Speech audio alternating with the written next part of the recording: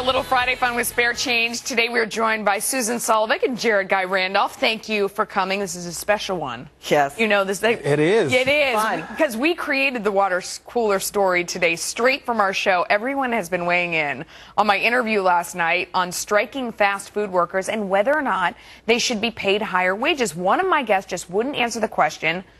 So I kind of had to throw her off the show. I asked her, so if you pay some people $15 an hour, you're going to have to fire others. Are you okay with the idea that some people might get fired? Here's what happened. Watch. You're not answering the question. Is it worth it to you if people lose their job?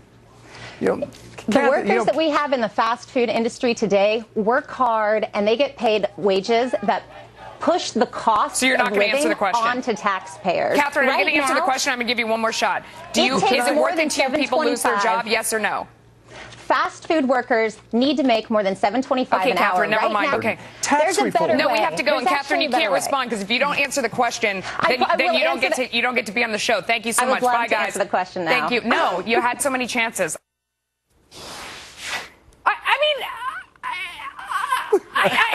I got my boxing gloves in the back.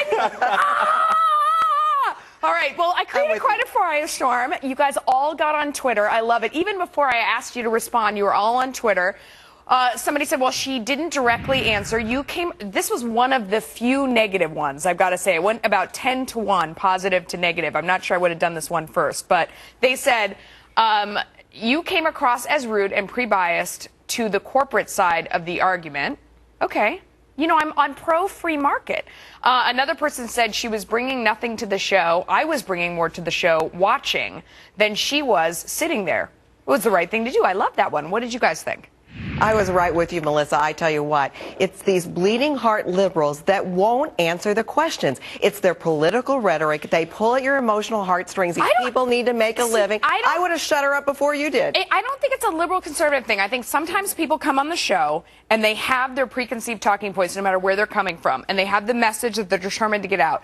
And that's what they're going to say no matter what the question is. So it's fine if you try that once. But then I'm going to say to you, because I'm actually listening, I'm going to say to you, hey, but you didn't even bother to address the question, which was, if you have to pay some folks $15 an hour, and somebody who runs the business says, I'm going to have to fire other people to do that, is it worth it? Because maybe it is. You want some people to have a living wage, and then other people don't have a job as a result. And she wouldn't even come close to acknowledging or answering the question. You know what? You really can't look at it as in a vacuum. The question really wasn't a fair question because it was a black and white question. And did you just say the question wasn't a fair question? If I were to respond to her position, I would say that we need to deal with the overarching problem and the fact that within the industry, the restaurant industry, there needs to be reform. Jarrod, because it's such a large I would have thrown you off the show for that. Is it worth it? Is it worth it to you if somebody has to get fired? Because that is what business owners have told us. So they came on, they said, I would have to cut my staff to pay some people. There was a guy from Seattle who said he would like to do it, but and he's willing to, and he's going to, but he's going to have to fire some folks. And so that's why it's not such a simplistic question or black and white. The question... But it is, Melissa. What are we going to do with Jarrod? What are we going to do with Jarrod? Melissa, I told you, I got my boxing gloves. I've got to defend you here because this is just exactly like the healthcare question.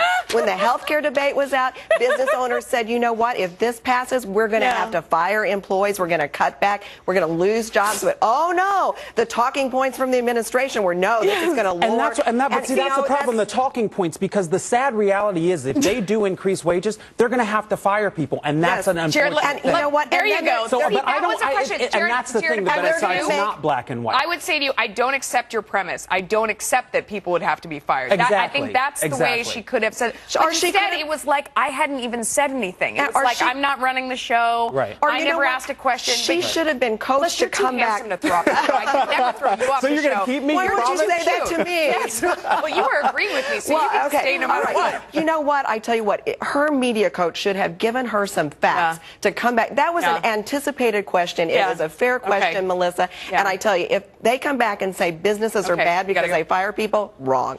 I loved all of your responses on the Twitterverse. Thank you so much for joining me. Keep them coming. I am actually the one on Twitter. I'm the one that reads and responds. Thank you so much. And you can follow me on Twitter at Melissa A. Francis. And you guys are both coming back. Cool. You cannot answer my question. I have so much ammo for this one, too.